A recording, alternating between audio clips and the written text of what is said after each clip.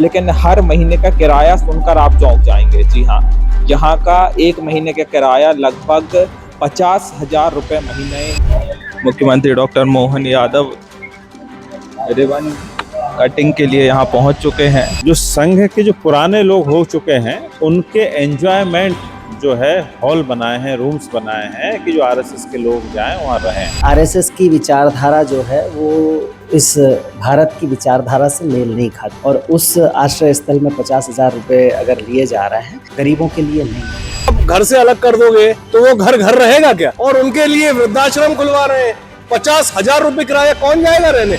मगर ये तो ऐसा लग्जरी वृद्धाश्रम है जिसमें 50,000 रुपए महीने तक। नमस्कार, आप देख रहे हैं बतंगड़। मैं हूं आपके साथ अमन श्रीवास्तव। इस वक्त मौजूद हूं मध्य प्रदेश की राजधानी भोपाल में, और राजधानी भोपाल का ये एक तरीके से पत्रकार कॉलोनी कहलाता है। यहाँ पर आज एक उद्घाटन हुआ है, एक वृद्धा निवास का उद्घाटन हुआ है जिसका नाम रखा गया है संध्या छाया। जहाँ पर जो बूढ़े बुजुर्ग लोग हैं उनको रहने के लिए निवास बनाया गया है। मुख्यमंत्री डॉक्टर मोहन यादव ने इसका जो है आज उद्घाटन किया है, और अभी अभी जस्ट मुख्यमंत्री डॉक्टर मोहन यादव यहाँ आए हैं।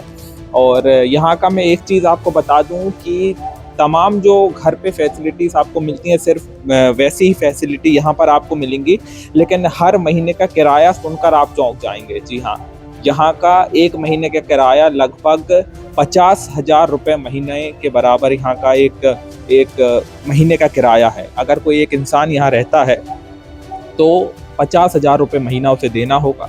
बाकी उसके बाद लगातार जो सारी फैसिलिटीज़ हैं वो मिलेंगी। यहाँ का टूर मैं आपको थोड़ा करवा दूँ क्या क्या चीज़ें हैं यहाँ पे।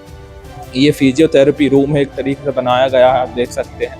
यहाँ पे जो कि बेड्स लगा दिए गए हैं, जांच वगैरह होंगी, जो भी बूढ़े बुजुर्ग लोग यहाँ पे रहेंगे उनकी जांच होंगी। और एक तरीके से मोहन यादव जी यहाँ जा रहे हैं, आप देख सकते हैं कि अभी जस्ट जो है निकले हैं यहाँ से मोहन यादव जी, और तमाम जो भ्रमण करते हो कि क्या कुछ पूरी चीज़ें रहेंगी इसको लेके अब मोहन यादव जी यहाँ से निकल रहे हैं। और भी चीज़ें मैं आपको बता दूँ कि क्या कुछ होने वाली हैं यहाँ पे। ये मल्टीपर्पज़ रूम है जहाँ पर कुछ काम या कुछ कार्य वगैरह होंगे तो यहाँ पे किया जा सकता है। मल्टीपर्पज़ यानी सारे पर्पज़ के लिए उपयोग हो सकता है। यहाँ पर टेबल बेंच वगैरह लगा दी गई है, सोफे यहाँ पर लगा दिए गए हैं। जो बूढ़े बुजुर्ग अगर यहाँ पर बैठ के बातचीत करना चाहें, एक तरीके से छोटा मोटा प्रोग्राम है, वो भी यहाँ पे किया जा सकता है। ये एक तरीके से पूरा जोन है, ब्लॉक भी है, सोफे लगाए हुए हैं यहाँ पे। ये जो है गार्डन जैसा एक एरिया बनाया गया है जहाँ पर सुबह शाम जो है बूढ़े बुजुर्ग लोग जो भी हैं, वृद्धाजन यहाँ पर बैठ के आराम से बातचीत कर सकते हैं, खाना खा पी सकते हैं। पूरा ऊपर जो है रूम बना दिए गए हैं, लिफ्ट है यहाँ पर, और सीढ़ियाँ भी, जैसे कोई लिफ्ट से ना जाए तो सीढ़ियों से भी आप जा सकते हैं। ये देख सकते हैं इन सारे रूम है, रूम के नंबर भी आप देख सकते हैं, रूम के नंबर डल चुके हैं। जैसे रूम नंबर 6 है तो इसको हिंदी में भी लिखा गया, इंग्लिश में भी, और अगर कोई जैसे ब्लाइंड है तो उसके लिए ये डॉट पॉइंट पे भी लिख दिया गया है। तो कुछ बीमारी या कोई जांच करवानी हो तो डॉक्टर भी यहाँ बैठे हूँ। सर नमस्कार, क्या नाम है सर आपका? मैं डॉक्टर यादव। सर अभी जैसा कि ये संध्या छाया का उद्घाटन हुआ है, और जो तमाम लोग हैं जो एक तरीके से बेसहारा हैं, जिनका घर वाले कोई नहीं है, तो वो यहाँ कर रहेंगे, तो कैसा क्या अभी फैसिलिटीज वगैरह?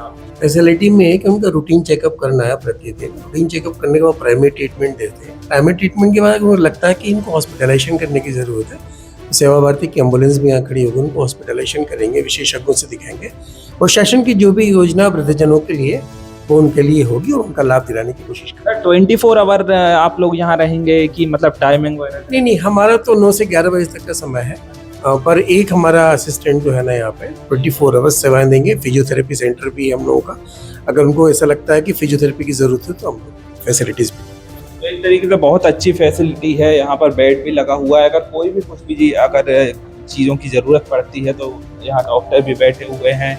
ये अन्नपूर्णा भोजनालय है एक तरीके से। यहाँ पर भी आप देखिए कि टेबल्स लगा दी गई हैं, पूरी डाइनिंग टेबल हैं जहाँ पर आराम से बैठ के जो बूढ़े बुजुर्ग हैं वो अपना खाना खा पी सकते हैं। पूरा एरिया है, और ऐसा लगेगा नहीं कि आप कोई वृद्धा आश्रम में रह रहे हैं। एक ये पूरा होटल जैसा, एक लग्जरी 5 स्टार होटल जो रहता है उस तरीके का पूरा जो है एरिया है यहाँ पे आप देख सकते हैं। अभिनव जी, अभी हम देख रहे हैं कि आज मुख्यमंत्री डॉक्टर मोहन यादव ने उद्घाटन किया है संध्या छाया नाम से एक वृद्धागृह बनाया गया है, जो कि जहाँ पर 50,000 रुपये महीना जिसका किराया है। क्या है सर, मुझे तो ये सरकार की पहल ही समझ में नहीं आ रही है। मतलब परिवारों को जोड़ने की बात होनी चाहिए कि माता पिता चाचा भतीजा सब जितने भी एक जितना बड़ा परिवार होगा उतनी खुशियां होंगी। अब वृद्धों को ही आप घर से अलग कर दोगे तो वो घर रहेगा क्या? और उनके लिए वृद्धाश्रम खुलवा रहे हैं। 50,000 रुपए किराया, कौन जाएगा रहने? और रहना छोड़ो, कौन ऐसा बेटा होगा या कौन ऐसी बेटी होगी जो अपने बुजुर्ग माता पिता को वहां छोड़ेगी? मतलब ये तो मेरे समझ से, मतलब मैं व्यक्तिगत अगर कहूं तो मुझे तो ये पहल बिल्कुल भी समझ से परे है। सरकार ऐसा क्यों कर रही है? खंड कर रही है क्या परिवारों को?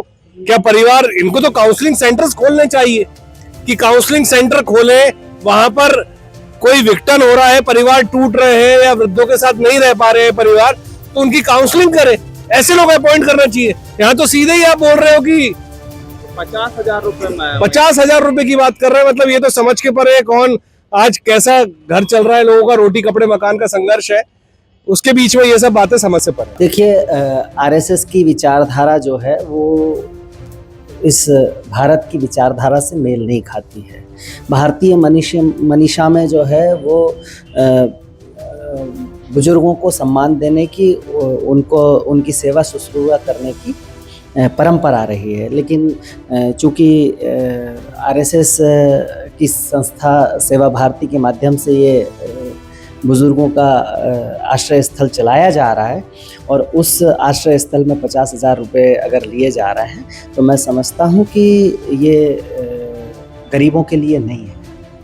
और सीधे तौर पर ऐसे नालायक बच्चे जो अपने माता पिता की सेवा नहीं कर सकते हैं, बल्कि उनके पास पैसा बहुत है, तो उनको वहाँ पर जो है वीआईपी ट्रीटमेंट के लिए रखने के लिए ये व्यवस्था की गई है और ये सरकार का निकम्मापन दिखाता है। भाजपा जिन संस्कारों की बात करती है, वो सारे संस्कारों के दम पर जो टिकट मांगती है, एक सांस्कृतिक राष्ट्रवाद की बात करती है। आप विडंबना देखिए, यही आयरनी है कि एक तरफ 20 साल की जो सरकार है वो संस्कार भारती नाम से अपने एनजीओ चला रही है, सेवा भारती नाम से अपने एनजीओ चला रही है, और ये सारे एनजीओ जो हैं आरएसएस के हैं।